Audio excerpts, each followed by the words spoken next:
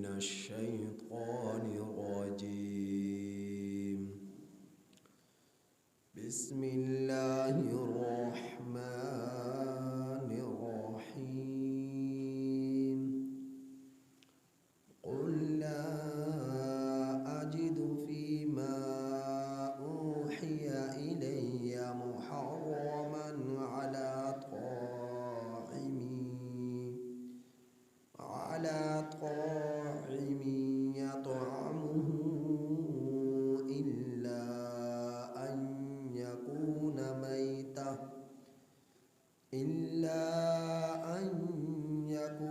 ميتة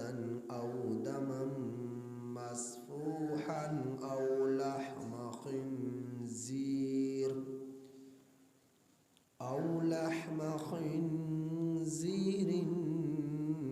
فإنه رجس أو فسقا أهل لغير الله به، فمن اضطر غير باغ ولا عاد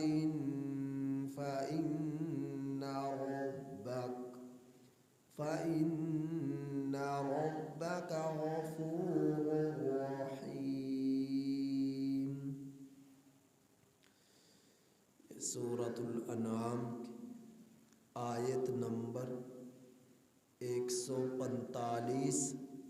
آپ حضرات کے سامنے تلاوت ہو۔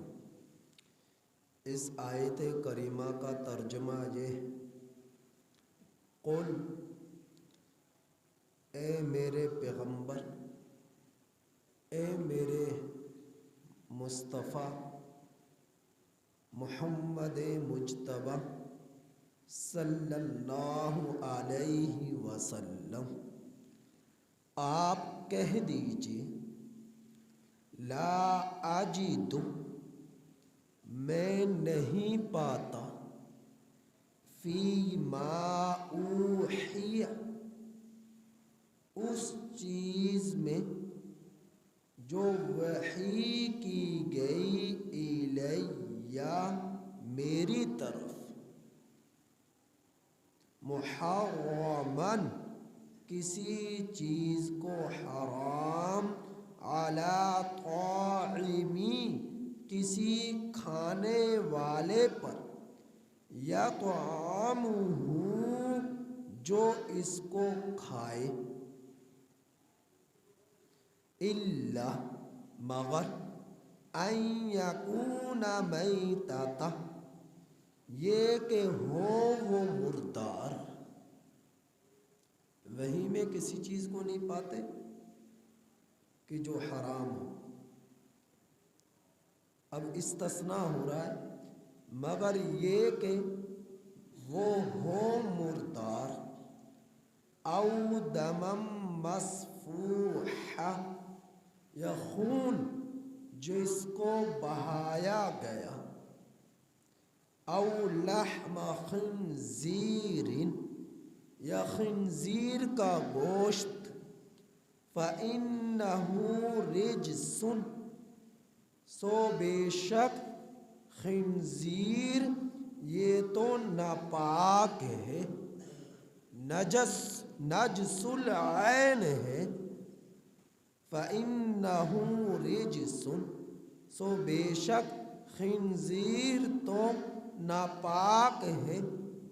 او فسقا، یا بہایا گیا، اہل لغیر اللہ بھی، او فسقا، یا گناہ یہ کہ اللہ کے سوا کسی اور کے نام پر نامزد کیا گیا، یا گناہ کہ جسے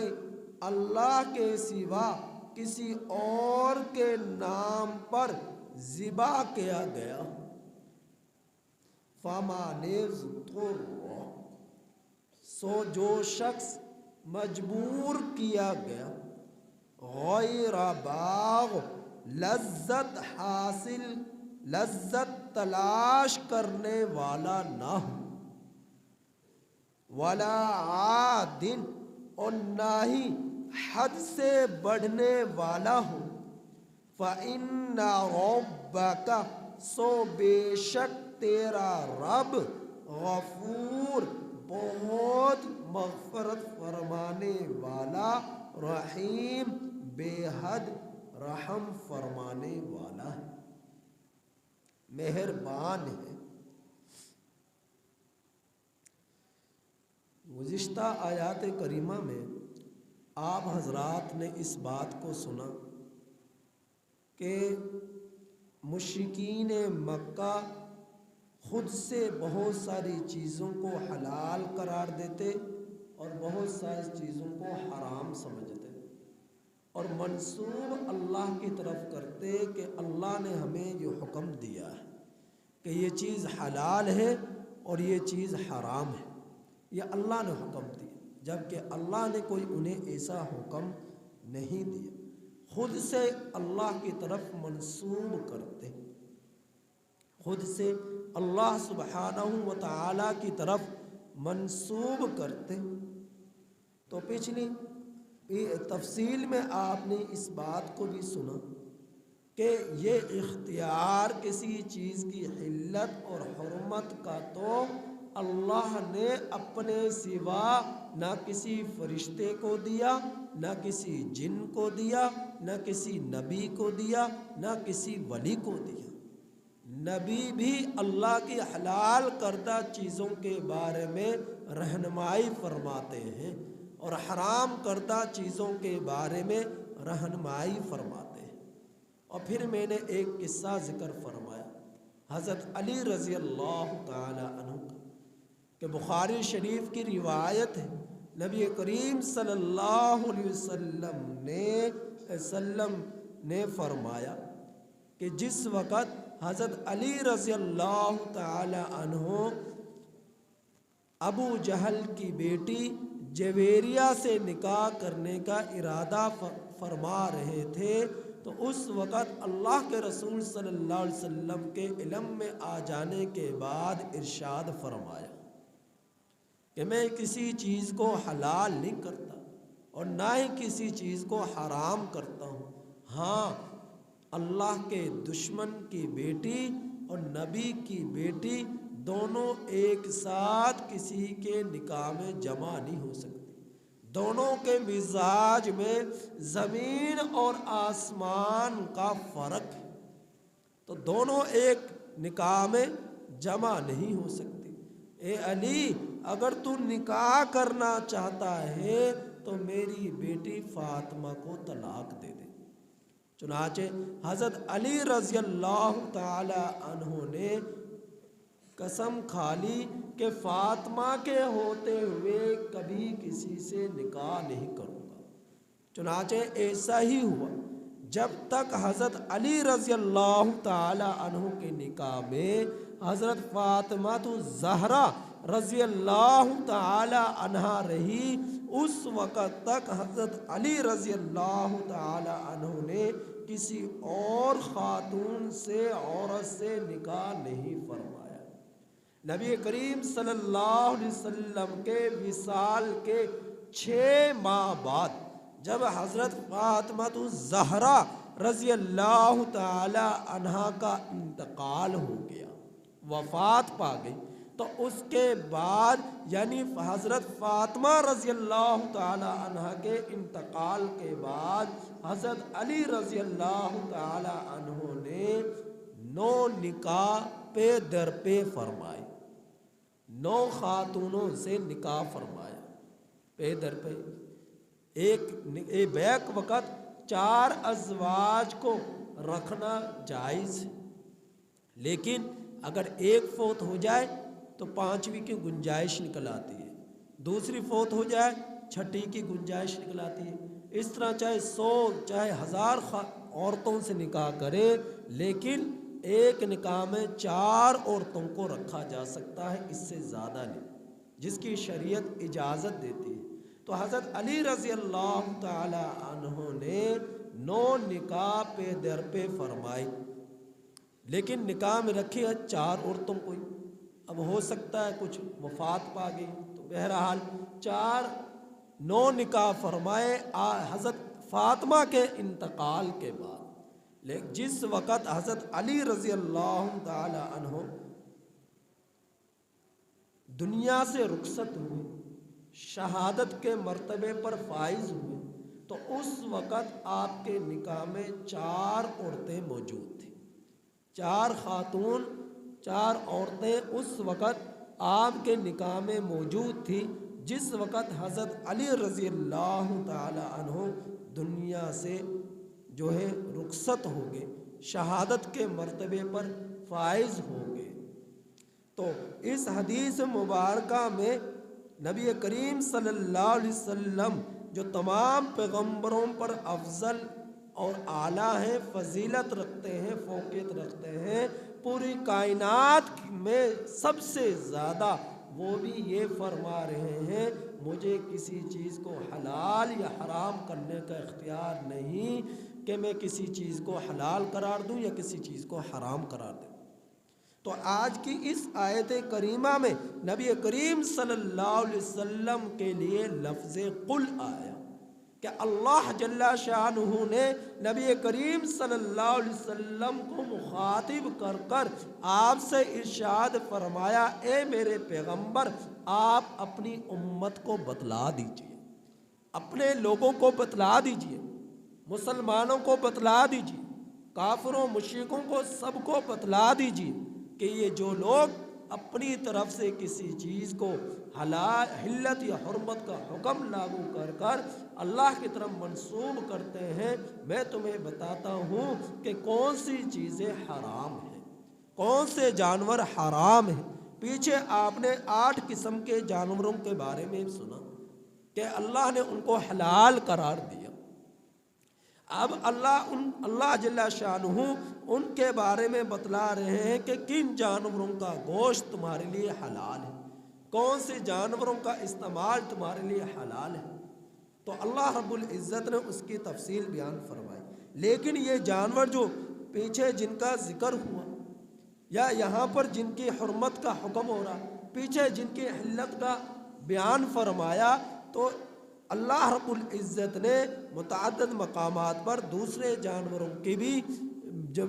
جو جانوروں کا بھی بیان فرمایا کہ جو مزید ہم لوگوں کے لیے، مسلمانوں کے لیے جن کا کھانا حلال ہے، جن چیزوں کا کھانا حلال ہے۔ بہرحال یہاں پر جو تفصیل بیان فرمائی وہ 8 قسم کے جانور ہیں۔ اور اب اس آیت کریمہ میں اللہ رب العزت جو ہے اس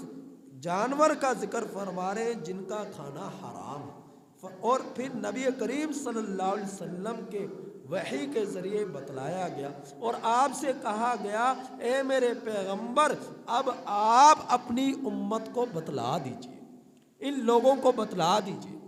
انسانوں کو بتلا دیجئے کہ اللہ نے کس جانور کو تمہارے لیے حلال قرار کر دی ہے، کس جانور کو تمہارے لیے حرام قرار دیا ہے۔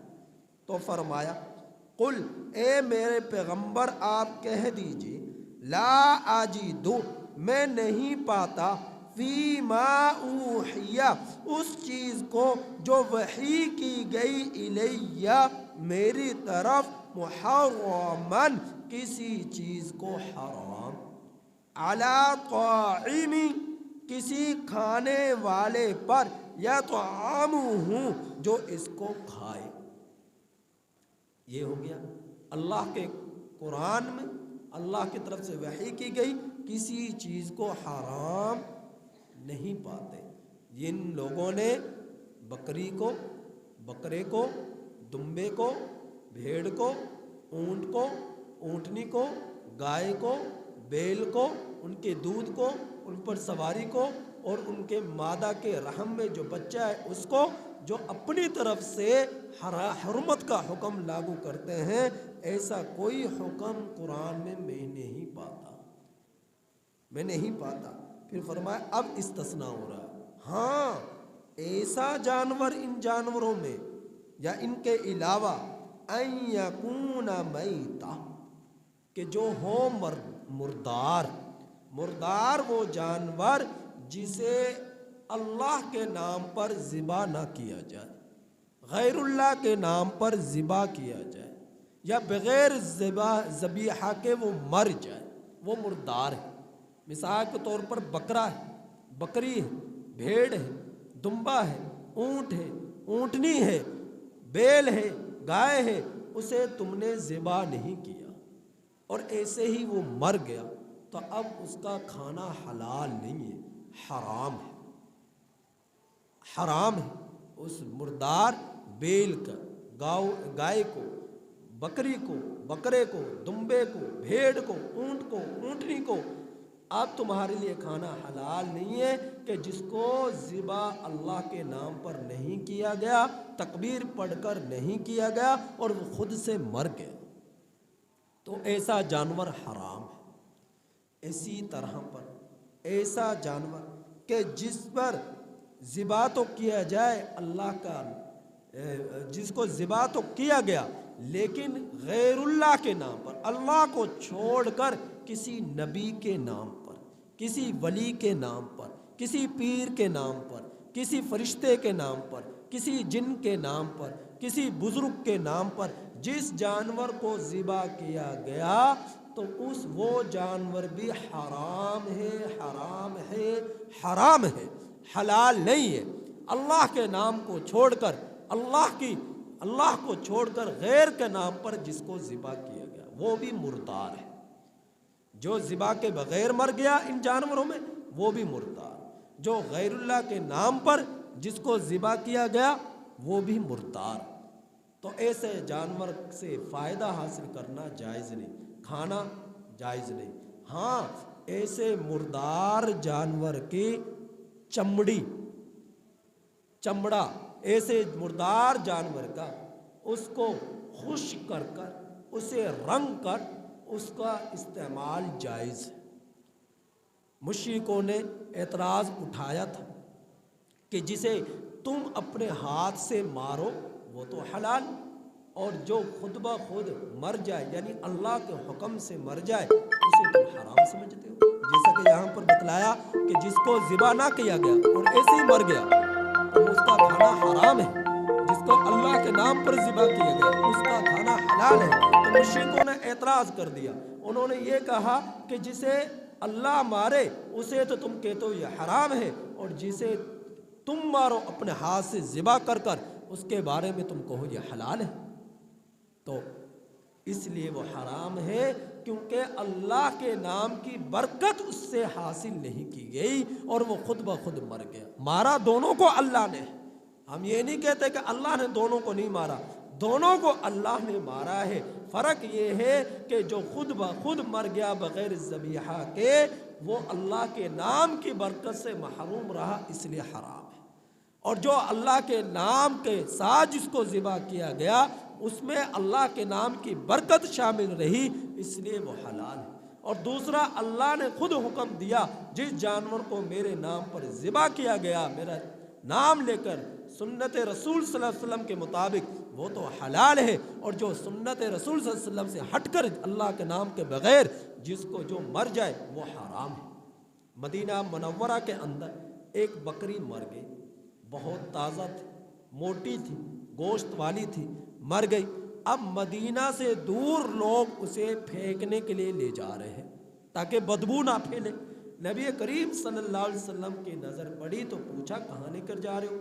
پتہ چلا کہ جی اس کو پھینکنے کے لیے لے کر جا رہے ہیں کہ یہ مر گئی۔ اب ظاہر ہے جو خود بخود مر جائے ذبح کے بغیر تو وہ جانور چاہے حلال تھا لیکن ذبح نہیں کیا گیا، اب وہ حرام ہو گیا، تو اسے پھینکنے کے لیے لے جا رہے تھے۔ تو آپ صلی اللہ علیہ وسلم نے ارشاد فرمایا ٹھیک ہے اس کا گوشت کھانا حرام ہے لیکن تم اس کی کھال اتار لیتے، اور کھال اتار کر اسے خشک کر کر اسے رنگ کر اس سے فائدہ کر لیتے، اس کا جائے نماز بنا سکتے تھے، اس کے چمڑے کا استعمال کر سکتے تھے، اپنی ضرورت کے طور پر اس کا چمڑے کو لا سکتے تھے۔ تو چمڑا اس کا استعمال کرنے کی اجازت ہے، خشک کر کر رنگ کر اس کے چمڑے کو کسی بھی کام میں لایا جا سکتا ہے، استعمال میں لایا جا سکتا ہے۔ آگے اللہ نے فرمایا او دمم مسفوحا، یہ ایسا خون جو بہایا گیا ہو، ذبح کے وقت جو خون نکلتا ہے وہ خون حرام ہے۔ ذبح کرتے وقت جب خون جو نکلتا ہے وہ کپڑوں کو بھی لگ جائے تو کپڑے بھی نہ پاک اور خون بھی نہ پاک۔ ہاں جو گوشت کو خون لگا ہوا وہ خون جو گوشت کو لگ گیا وہ اس گوشت کو اگر بغیر دھوئے بھی پکا لے تو اس کا کھانا حلال ہے، جو خون لگا ہے گوشت کو اس کا کھانا۔ لیکن بہتر یہ ہے صفائی نظافت کو دیکھتے ہوئے کہ گوشت کو دھو کر پکایا جائے، لیکن وہ خون جو نکل رہا اس کو کوئی جمع کر کر کسی بیماری کے لیے پینا شروع کر دے تو یہ حرام ہے، یہ خون کیا ہے؟ حرام ہے۔ بعض جاہل لوگوں نے کہ یہ طریقہ نکال لیا کہ خرگوش کا خون پیا جاتا، کیوں کہ بھئی جس کو کھانسی ہو جائے تو کھانسی سے شفا کا یہ ذریعہ ہے، لہٰذا اس کو پی لیا جائے۔ تو مسئلہ یہ ہے کہ کسی بھی جانور کا، حلال جانور کا خون جو ہے اس کو پینا یہ حرام ہے، وہ حرام ہے۔ تو ذبیحہ کے وقت جو خون نکل رہا ہے وہ خون حرام ہے، اس کا استعمال جائز نہیں ہے، اس کا استعمال جائز نہیں ہے۔ تو ذبح اللہ کے نام پر کرنا اور اس خون کا نکلنا وجہ کیا ہے؟ امام غزالی رحمۃ اللہ علیہ فرماتے ہیں کہ ہر جانور کے معدہ میں زہریلا مواد ہوتا ہے۔ جب جانور کو ذبح کیا جاتا ہے تو ذبح کے وقت جو خون نکلتا ہے اس خون کے ذریعے وہ زہریلا مواد باہر آ جاتا ہے، پھر انسان کی صحت کے لیے اس جانور کا گوشت مضر نہیں رہتا، مفید بن جاتا ہے، مضر نہیں رہتا۔ تو اس لیے ذبح کر جانور کا گوشت کھانا یہ تمہارے لیے حلال ہے۔ پھر بات یہاں پر آ گئی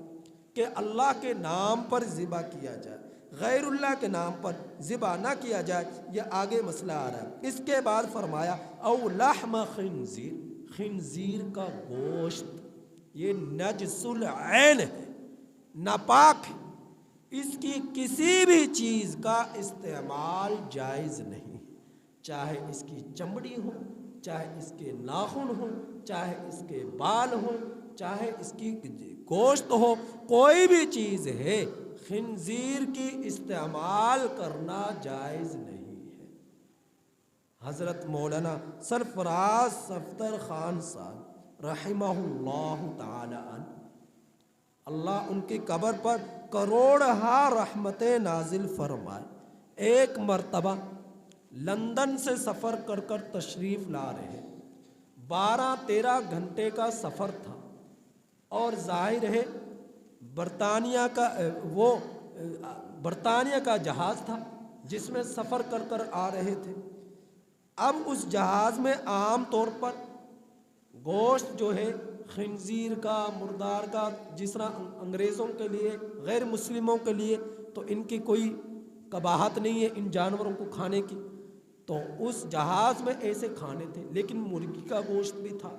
مسلمانوں کے لیے بکرے کا گوشت بھی تھا، بڑا گوشت بھی تھا۔ تو فرماتے ہیں میری ٹکٹ پر ساتھیوں نے لکھوا دیا کہ یہ جہاز میں کھانا نہیں کھائیں، تو آپ کو علم میں بھی لے آئے کہ ہم ٹکٹ پر لکھوا چکے، آپ جہاز میں کھانا نہیں کھائیں گے۔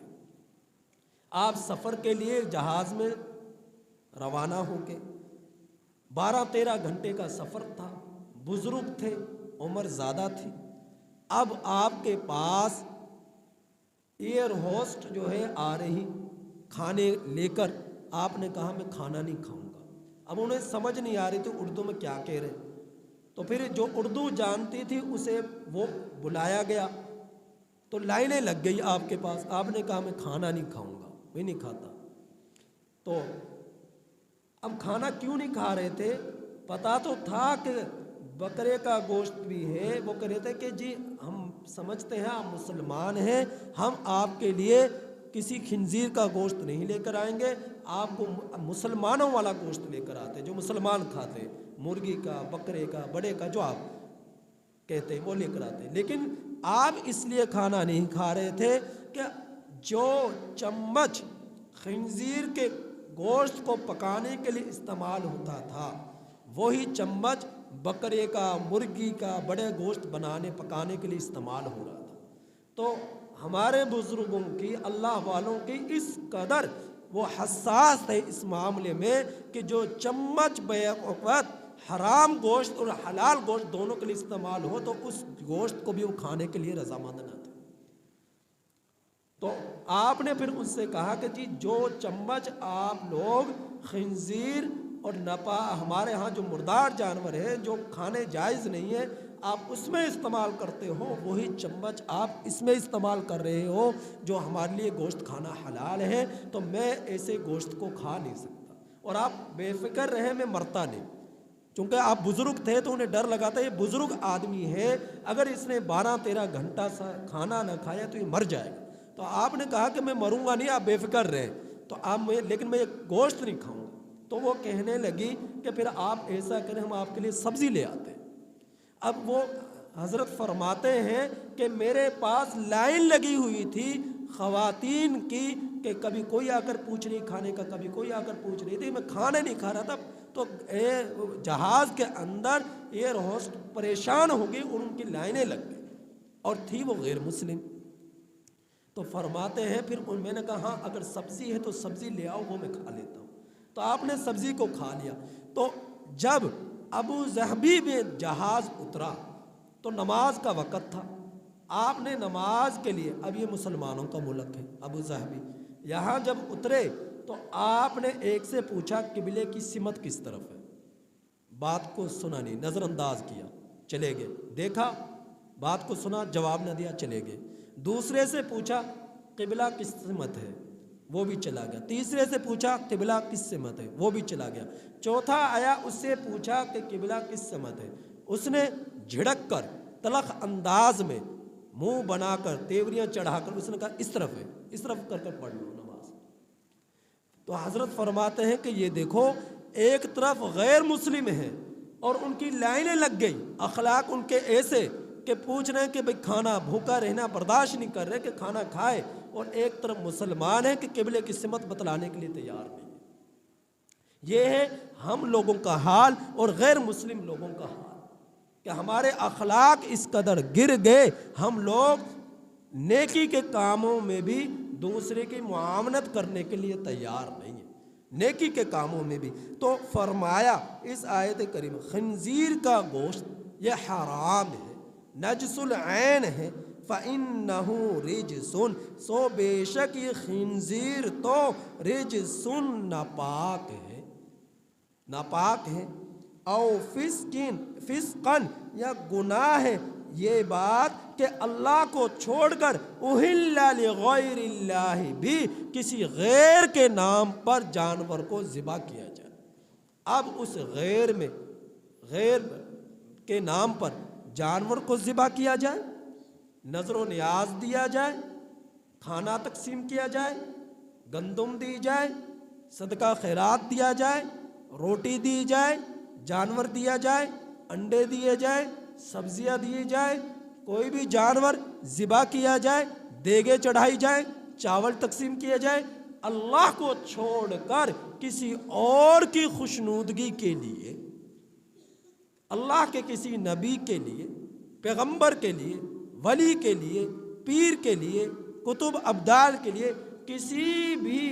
کسی بھی شخص کے نام پر اللہ کو چھوڑ کر جس جانور کو ذبح کیا جائے گا یا جس کے لیے اس سے ثواب خوشنودگی کے لیے اللہ کو چھوڑ کر کہ یہ ہمارا پیر راضی ہوگا، یہ ہمارا ولی راضی ہوگا، تو اس کو راضی کرنے کے لیے دیگیں چڑھائی جائے کہ اس سے جب راضی ہوگا تو ہمارے کام بنیں گے، اس کے یہ ہمارے کام بنا دے گا۔ مثال کے طور پر 11ویں شریف میں شیخ عبد القادر جیلانی رحمۃ اللہ علیہ کے نام پر لوگ دیگیں چڑھاتے ہیں اور کھانا تقسیم کرتے ہیں۔ جب وہ تقسیم کرتے ہیں تو اب ایصال ثواب کی نیت سے اگر اس لیے کیا جائے کہ اللہ کا یہ نیک بندہ ہے، اللہ اس کے درجات کو بلند فرمائیں گے، تو درجات کی بلندی کے لیے دیگیں چڑھائی جائیں، تو ایک حیثیت سے یہ جائز ہے، لیکن شیخ عبد القادر جیلانی رحمۃ اللہ علیہ جس طرح اللہ کے ولی ہیں اور بہت سارے اللہ کے ولی